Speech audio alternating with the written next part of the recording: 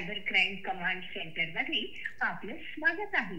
अकेला ऐसा सेंटर है जो 9000 कॉल्स पर डे हैंडल करता है। मतलब लोगों के 9000 साइबर कंप्लेंट्स हम लोग समाधान पूर्वक प्रतिदिन सॉल्व कर रहे हैं। अब तक हमने लगभग 800 करोड़ लोगों के वापस लौटा दिए जो कि स्कैमस्टर्स के पास जाने वाले थे। 800 करोड़ 800 करोड़ लगभग 60 बच्चों और यंगस्टर्स की जान हमने बचाई जिन्होंने अपने cyber bullying, cyber harassment, sextortion की वजह से आत्महत्या करने की ठान ली थी। और अपने सोशल मीडिया में लिख दिया था। अच्छा, देखिए साइबर क्राइम की दुनिया में मैं आपको बता दूं कि साइबर क्राइम इस वक्त विश्व का नंबर 1 संगठित अपराध है। हमारे जो जहन में पहले एक इमेज रहती थी साइबर क्राइम क्रिमिनल की कि हुडी पहना हुआ कोई एक डंजियन में बैठा हुआ कंप्यूटर को चला रहा है, वो बिल्कुल गलत हो गई।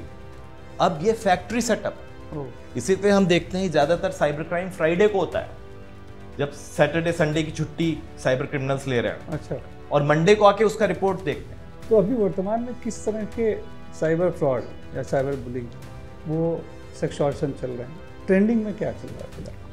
आज जैसे ही हम बात कर रहे हैं, as we speak, more than 700 girls are being cyberbullied.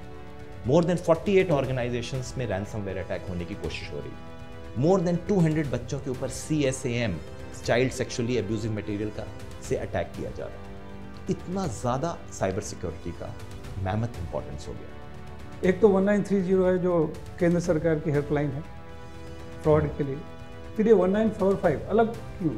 1930 से अपना पैसा फ्रीज करा दीजिए। अच्छा, लेकिन FIR कराने के लिए 1945 कीजिए। जब दुनिया की सारी सर्विसेज हमें फिंगर टिप्स पे मिल रही हैं, बराबर, हम खाना मंगा सकते हैं, बैंक का काम कर सकते हैं फिंगर टिप्स, तो पुलिस की सर्विस जिसको हमें जब चाहिए तो हमें क्यों नहीं मिल सकती? तो महाराष्ट्र साइबर ने ये सर्विस भी फिंगर टिप्स पे दिया, क्योंकि और जहां तक मेरी नॉलेज है वर्ल्ड में कोई और पुलिस 1945 हेल्पलाइन आपको नहीं प्रोवाइड की। और जागरूकता ही बेस्ट डिफेंस है साइबर क्राइम को रोकने के लिए।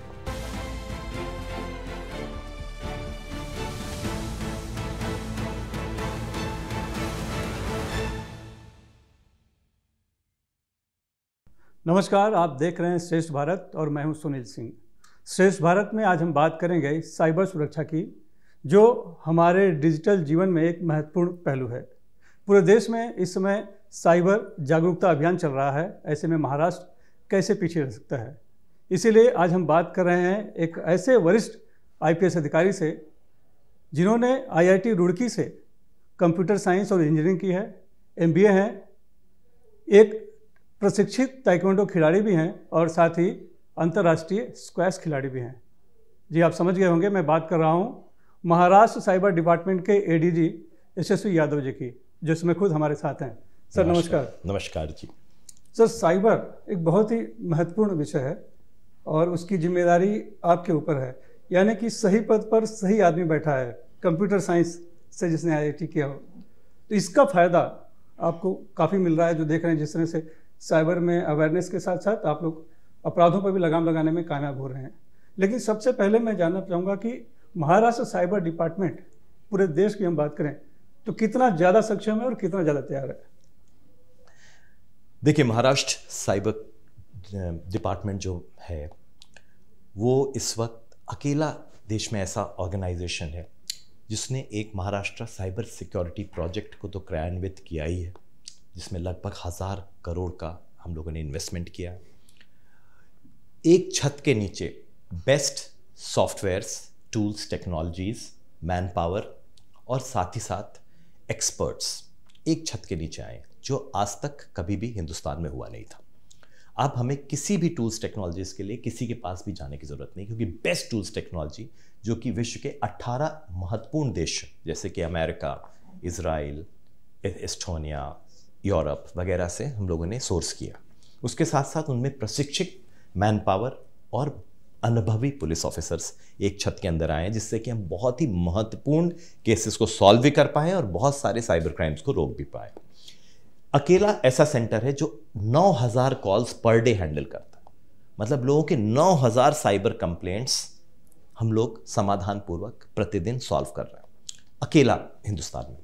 साथ ही साथ हम आपको ये भी बता दें कि अकेला ऐसा सेंटर है जहां पर आप फोन करके EFIR दाखिल कर सकते हैं as per the new provisions of BNS act. तो ये मैं बताना चाहूँगा कि ये सब पहले कुछ ही दिन पहले तक भारतीयों के लिए एक स्वप्न थे कि आप एक नंबर डायल करें, उसमें आपका पुलिस हर 24 घंटे में आपको उसका फीडबैक दे, और साथ ही साथ अगर वो कॉग्निजेबल ऑफेंस डिस्कवर होता है तो उस पर FIR दाखिल कर दे। क्या ये वाकई में हो रहा है? जी हाँ, आपको अभी मैं डेमॉन्स्ट्रेशन करके दिखा देता हूँ। जैसे कि हमारा जो हेल्पलाइन नंबर है 1945, इस पे हम कॉल करके देखते हैं। अभी अकेली पुलिस है विश्व में जो साइबर कंप्लेंट के लिए, कोई भी साइबर कंप्लेंट हो आपको, आप ये नंबर बस मिलाइए।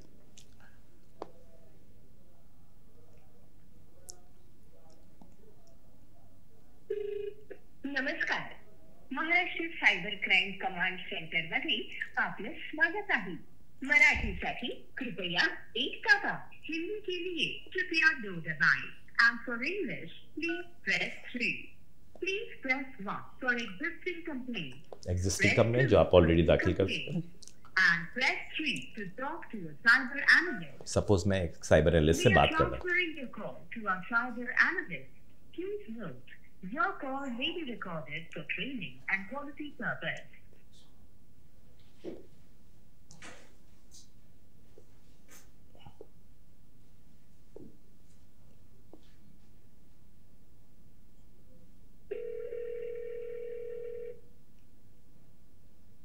ये ऑपरेटर के पास चला गया। तो जा रहा है अभी।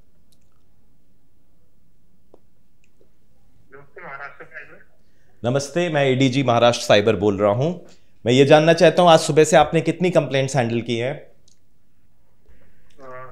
मिनट सर, मैं चेक करके आपको बता देता हूं।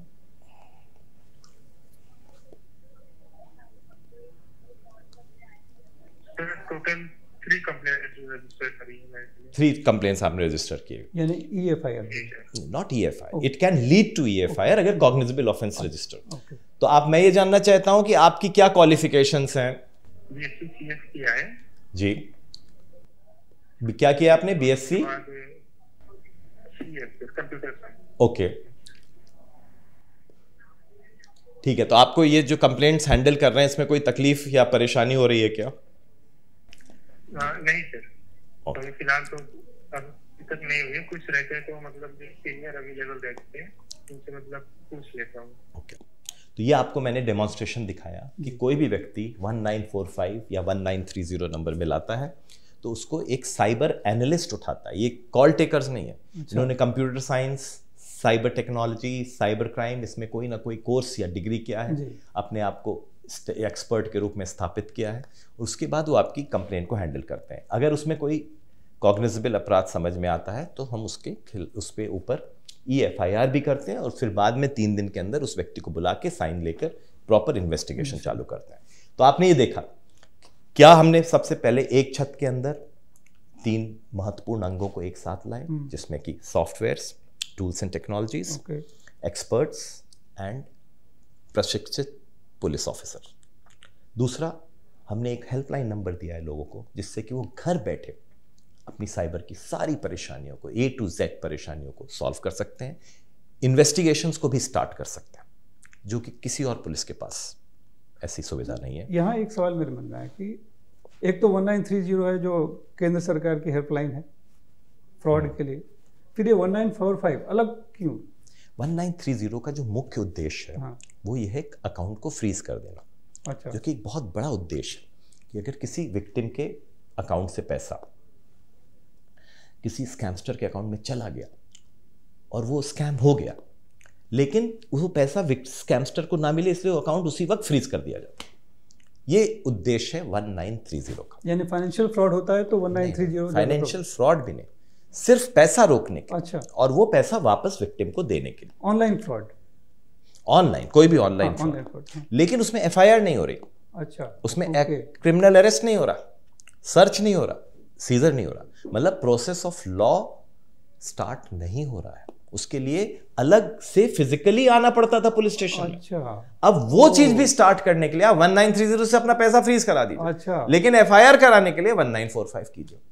अच्छा, यानी तो कि ये मेरे साथ अगर मेरा पैसा चला गया तो 1930 से मैं तुरंत फोन करके आपको रोक देना, देना। वो रुक गया है। हाँ। अब कोर्ट ऑर्डर लेकर या अन्यथा आपको पैसा अंततः आपको वापस मिल जाएगा। लेकिन उसके लिए हमें लेकिन अब किसने किया, क्यों किया, वो क्रिमिनल क्यों है, वो सारा डेटा देने के लिए आपको 1945 मिला, क्योंकि 1930 की स्थापना एक यूनिवर्सल स्ट्रक्चर के थ्रू सेंट्रल गवर्नमेंट ने की।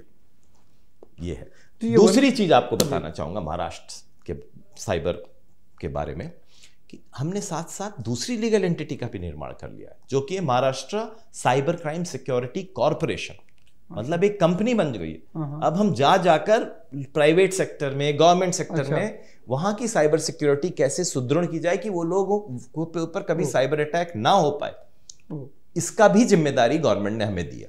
तो मैं अभी साइबर सिक्योरिटी कॉर्पोरेशन का एमडी हूं और साइबर क्राइम डिपार्टमेंट का एडीजी। तो बड़े कमाल की बात है। एक समय था कि पुलिस साइबर एक्सपर्ट जो प्राइवेट होते थे उनकी मदद लिया करती थी सॉल्व कराने के लिए। आज के दिन पुलिस खुद एक्सपर्ट बन चुकी है, यानी वो इतनी दक्ष हो चुकी है कि प्राइवेट कंपनियों को वो मार्गदर्शन कर रही है। बिल्कुल, ये होना ही चाहिए। अगर ये नहीं होगा तो वहां की पुलिस पीछे रह जाएगी। अब वो दक्ष बनने के लिए हमने भी जो बेस्ट एक्सपर्ट्स उनको लिए, उनसे हमने सीखा, और हम उन्हीं एक्सपर्ट और पुलिस ऑफिसर का समन्वय बनाकर लोग अलग अलग जगह जा रहे हैं, बैंकों में जाएंगे, सब जगह जाएंगे और वहां पर साइबर सिक्योरिटी ऑडिट करेंगे, जिससे कि वहां पे कॉस्मोस बैंक जैसी क्राइम ना हो सके। तो ये इतनी एक्सपर्टीज जब आ चुकी है और इतना प्रभावी आपका साइबर लैब बन चुका है, इतने एक्सपर्ट्स हैं, तो इसका प्रभाव असर कितना व्यापक है? क्या उसका कुछ आप लोगों ने कोई डाटा निकाला है? सबसे बड़ा पैमाना है 9000 कॉल्स पर डे जी। वो तो कौन सा organisation, cyber organisation 9000 calls per day समाधान कारक 100% पिकअप रेट के साथ। जैसे अभी मैंने आपको उदाहरण दिया, हमने 150 साइबर एक्सपर्ट लगा रखे जो कि हर समय कॉल उठा रहे, जिससे कि कभी एंगेज ना आए।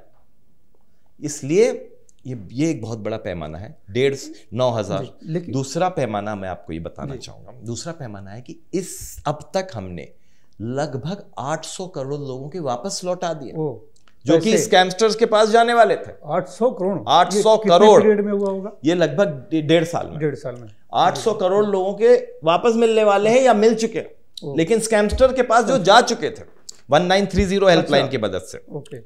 तीसरा पैमाना आपको बता दूं कि लगभग 60 बच्चों और यंगस्टर्स की जान हमने बचाई, जिन्होंने अपने cyber bullying, cyber harassment, sextortion की वजह से आत्महत्या करने की ठान ली थी और अपने सोशल मीडिया में लिख दिया था। अच्छा। लेकिन हमने उनको तुरंत कैच किया और हमारी टीम ने उनको ट्रैक किया, वहां जाकर उनको रोका। कुछ ऐसे थे कि वो लोगों ने अपने कमरे में बंद कर लिया था अपने आप को, और पेरेंट्स को कुछ पता नहीं उनके बच्चों की मानसिक स्थिति क्या हो चुकी है। तो ये सब पैमाने हैं जिसकी वजह से महाराष्ट्र साइबर को सफलता मिली। तो अब जब अवेयरनेस आप कर रहे हैं इन सब चीज़ों को लेके, तो ये अवेयरनेस किस तरह तक लोगों तक आप पहुंच पा रहे हैं? अवेयरनेस के हमारे पास बहुत सारे माध्यम हैं।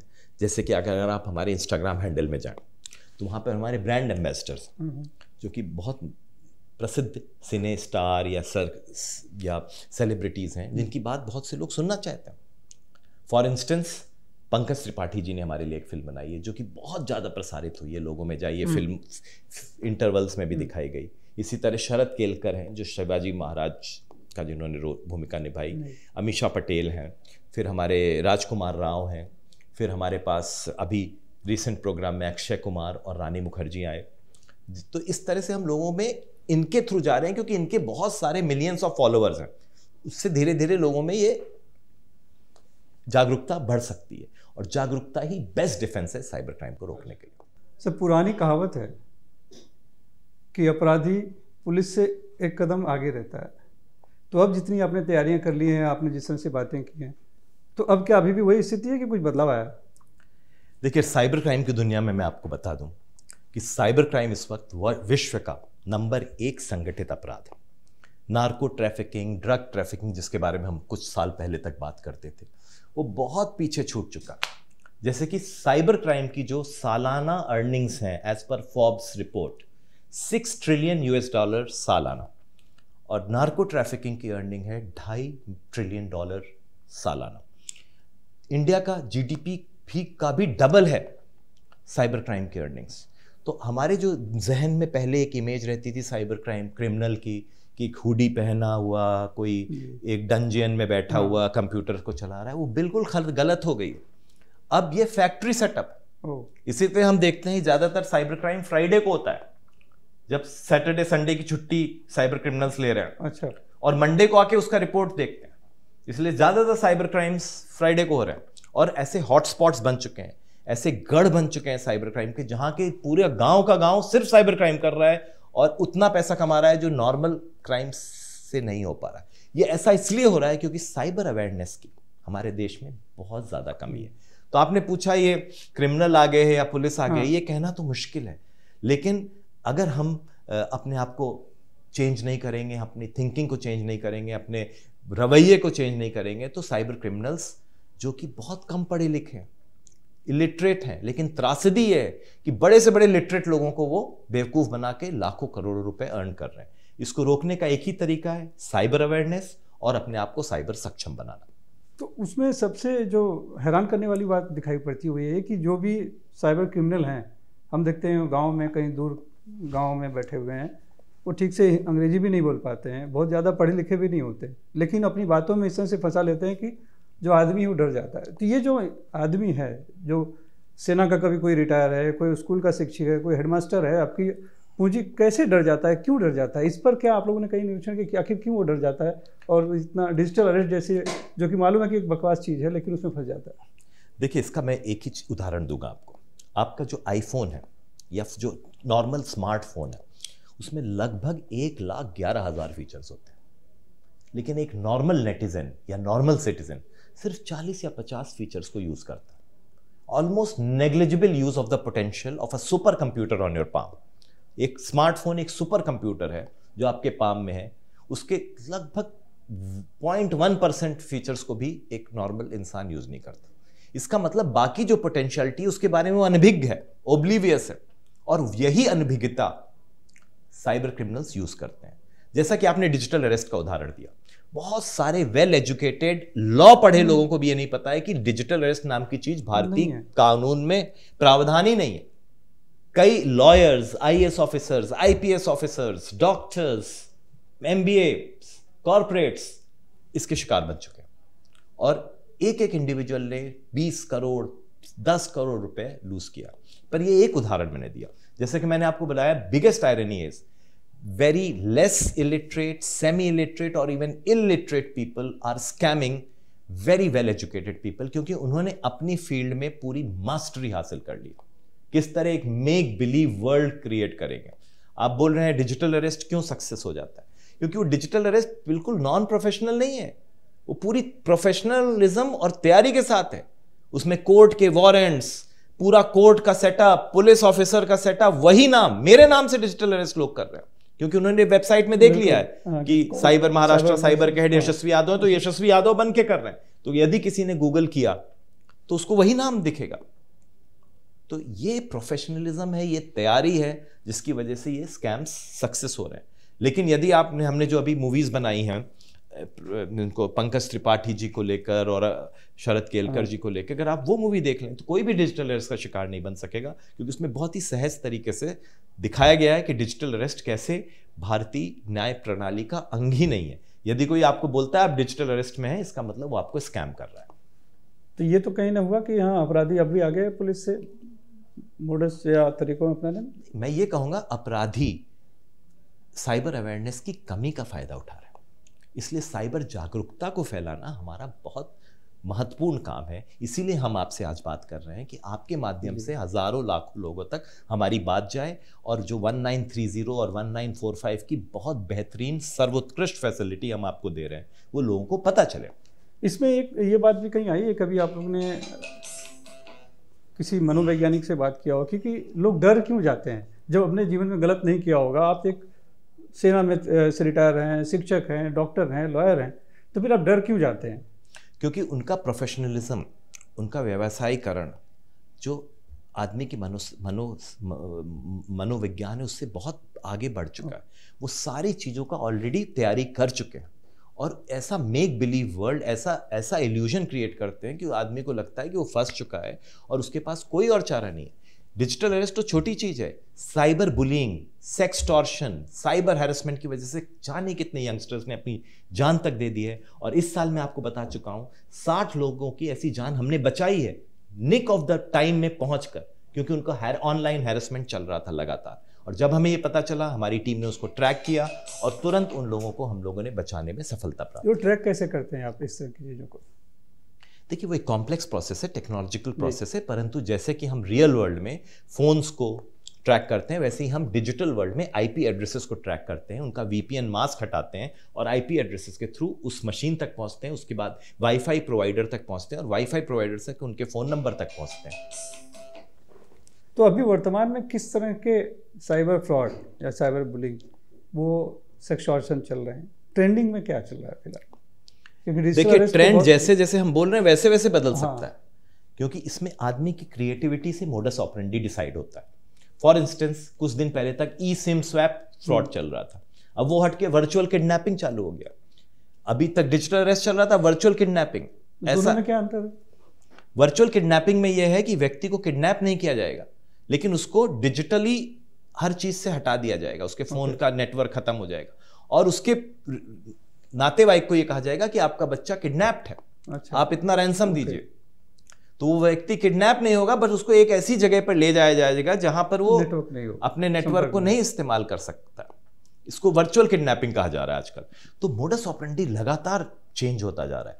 तो लेकिन सबसे बड़ी चीज है, अगर आपको फंडामेंटल मोडस ऑपरेंडी के बारे में जागरूकता है तो बहुत सारे जो अन्य मोडस ऑपरेंडी उसके आप झांसे में नहीं फंसेंगे। जैसा कि मैं आपको एग्जांपल देता हूं, यदि किसी व्यक्ति को ड्राइविंग लाइसेंस चाहिए होता तो पहले उसको गाड़ी चलाने की नॉलेज है या नहीं, इसकी चेक की जाती है। इसी तरह किसी को इंटरनेट यूज करना हो या अपना फोन यूज करना, तो पहले उसको साइबर सिक्योरिटी के बारे में बेसिक जानकारी है या नहीं, इसका भी टेस्ट होना चाहिए। तभी हम अपनी नेशनल सिक्योरिटी को और व्यक्ति को स्कैम होने से बचा पाएंगे। ये जो साइबर अपराधी हैं, ये तो लगातार अपने आप को डेवलप कर रहे हैं चीज़ों को, लेकिन पुलिस भी उसी तरह से डेवलप जरूर कर रही है। लेकिन उसमें एक जो कॉन्सेप्ट बीच में आया था कि जैसे एक्सीडेंट हो जाता है तो गोल्डन आवर में अस्पताल तक पहुंचा जाए तो बचा जा सके, तो इसमें भी एक गोल्डन आवर कॉन्सेप्ट आया था। तो वो अभी भी है उसमें कि उसमें भी कुछ गोल्डन आवर का कंसेप्ट तो है, लेकिन उसमें थोड़ी तब्दीली हो चुकी है। अब वो गोल्डन फ्यू मिनट्स रह चुका है, क्योंकि यदि कोई स्कैमस्टर ने अपने अकाउंट में पैसा ट्रांसफर करा लिया तो कुछ ही चंद मिनटों की बात है, क्योंकि आजकल crypto currency, virtual currency, mixing से आप हजारों अकाउंट्स में डाल सकते हैं, मनी म्यूल अकाउंट्स, इन सब चीज़ों की वजह से पैसा बहुत जल्दी हजारों अकाउंट में ट्रांसफर हो जाता है, फिर उसकी रिकवरी करना बहुत मुश्किल होता है। इसलिए जो गोल्डन आवर का कंसेप्ट था, अब हम 1930 का फैसिलिटी दे रहे हैं लोगों को, उसको कुछ गोल्डन फ्यू मिनट्स ही रह चुका है। उसमें ही आप अगर बताओगे तो आपका सब्सटेंशियल अमाउंट रिकवर हो पाएगा, वरना बहुत ही नेग्लिजिबल अमाउंट रिकवर होगा। यानी पैसे निकल जाएंगे कहीं ना कहीं से, पैसे फॉरेन चले जाएंगे। जैसे कॉस्मोस बैंक 100 करोड़ से ज्यादा की साइबर हाइस्ट हुई बैंक में, और 28 कंट्रीज के एटीएम्स में पैसे निकाल लिए। तो ये तो अपराध जो है जिसकी सीमा नहीं है, बाउंड्रीलेस है, बाउंड्रीलेस है। तो इसका डिटेक्शन में और डिटेंशन में कितनी चुनौतियां? देखिए, दो तरह से इसको आप समझ सकते हैं। ये तो आपने बताया चैलेंजेस हैं, बाउंड्रीलेस है, एनोनिमिटी है, लोग अपना आइडेंटिटी को मास्क कर सकते हैं थ्रू अनियन राउटर या वीपीएन के थ्रू, लेकिन साथ ही साथ इसको सॉल्व करना भी सबसे आसान है, क्योंकि वो डिजिटल फुटप्रिंट्स हमेशा रहती हैं। आप नॉर्मल क्राइम करोगे, बारिश हो गई, सारे एविडेंस खत्म हो गए, पर यहां ना बारिश होती है, ना सूरज होता है, ना धूप होती है। वो जो डिजिटल फुटप्रिंट्स हैं वो हमेशा रहेंगे, और अगर आप में काबिलियत है और आप में क्रिएटिविटी है तो वो डिजिटल फुटप्रिंट को आप निकाल के उस क्रिमिनल तक पहुंच सकते हो, चाहे वो दुनिया के किसी कोने पे भी बैठा हो। तो ऐसा दोनों तरह का जी इसमें है, एडवांटेज भी है, डिसएडवांटेज भी। लेकिन तो इसका कोई उदाहरण है कि ऐसे कुछ फुटप्रिंट से जाके विदेश से भी लाया गया? बहुत सारे उदाहरण हैं। अभी आपने देखा होगा कि हम लोगों ने थाईलैंड से एक क्रिमिनल को लाया जिसने 7 करोड़ का इन्वेस्टमेंट फ्रॉड किया था। इसी तरह एक स्वरा का केस था जो आपने देखा, बच्ची ने सुसाइड कर लिया। उसको टॉर्मेंट करने वाला जो लड़का था वो वेल एजुकेटेड एमबीए कर रहा था हैदराबाद से। दोनों, स्वरा ने और उसके टॉर्मेंटर ने, एक दूसरे को ना कभी देखा ना कभी बात की, लेकिन उनमें इमोशनल बॉन्डिंग इतनी हो गई कि उसके हैरेसमेंट की वजह से एक डॉक्टर लड़की ने सुसाइड कर ली। पूरा ब्लैंक केस, एनोनिमस अकाउंट से उसको हैरेस किया जा रहा था, पर उसको किस तरह से पीस करते करते डिजिटल फिंड्स को मिलाते मिलाते आईपी एड्रेस, फिर वाईफाई सर्विस प्रोवाइडर, फिर फ़ोन नंबर से हम उस व्यक्ति तक पहुंचे और उसको अरेस्ट किया। तो डिजिटल फुटप्रिंट्स को पीसिंग टुगेदर करने का काम बहुत ही चैलेंजिंग भी है, बट ऑलमोस्ट 100% सक्सेस है उसमें। साइबर बुलिंग भी बहुत चिंता का विषय है, लेकिन आप लोगों ने एक ब्रश ऑफ होप एक एप्लीकेशन शुरू किया, वो क्या है, किस तरह काम करता है? ब्रश ऑफ होप एक ऐप एक एनजीओ ने बनाई है। वो एनजीओ ने हमारे साथ MOU किया है। तो हम ये चाहते हैं कि यदि कोई बच्ची को सेक्सुअली एक्सप्लॉइट किया जा रहा है, ऑनलाइन हैरेस किया जा रहा है, सेक्सटॉर्शन किया जा रहा है, तो वो बच्चे जो हैं कई बार पुलिस तक आने में हिचकते हैं। पुलिस तो छोड़िए, अपने माँ बाप को भी नहीं बताते। तो ऐसी कई हेल्पलाइंस हमने चालू की हैं जिससे कि वो बच्चे डायरेक्ट साइकोलॉजिकल काउंसलर के पास अपनी बात बोल सकें। ना अपने अभिभावकों को बताने की ज़रूरत है उनको, ना पुलिस को बताने की ज़रूरत है। अभिभावक उनको तैयार करेंगे लीगल एक्शन लेने के लिए, जिससे कि उनको डीस्टिग्मेटाइजेशन इसको बोलते हैं, मतलब शर्म को इस क्राइम से दूर करने का प्रक्रिया को।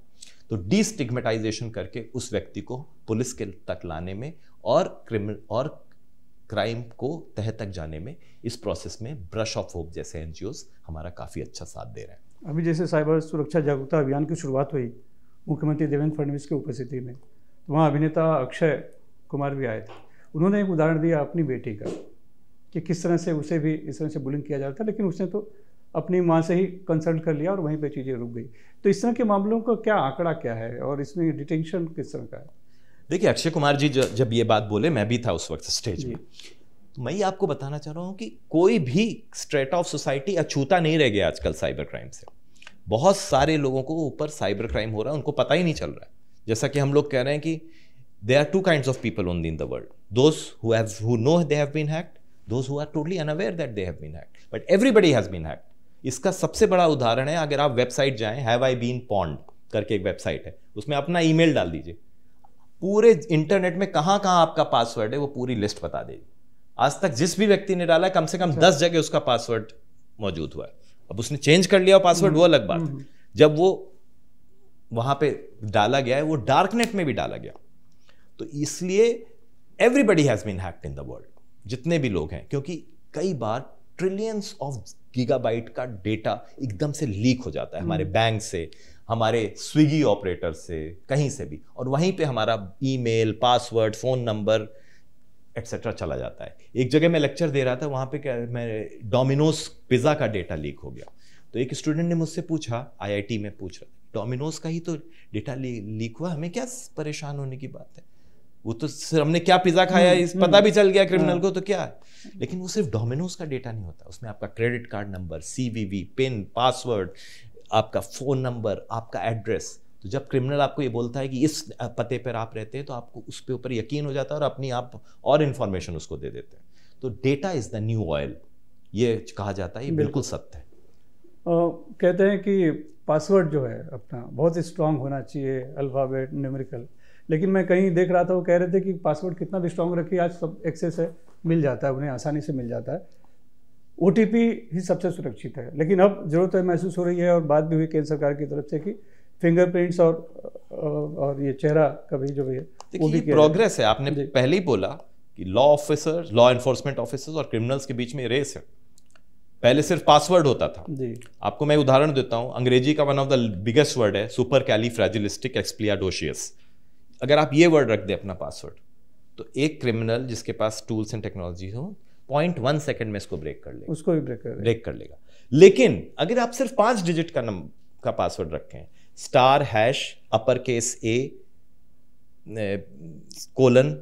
$: स्मॉल केस y, इसको ब्रेक करने के लिए 6 साल लगेंगे। तो इसीलिए हम कहते हैं कि quality of password will be is very very important. आज जैसे ही हम बात कर रहे हैं, as we speak, more than 700 girls are being cyberbullied, more than 48 organisations में रैंसमवेयर अटैक होने की कोशिश हो रही है, more than 200 बच्चों के ऊपर CSAM, child sexually abusive material का से अटैक किया जा रहा है। तो इतना ज्यादा साइबर सिक्योरिटी का मैमथ इंपॉर्टेंस हो गया। तो कैसे ट्रैक कर पाएंगे आप? कर रहे हैं, चुनौती दिन पे दिन बढ़ रही है, तो इसीलिए तो आपके थ्रू इंटरव्यू देके लोगों को अवेयर बना रहे हैं।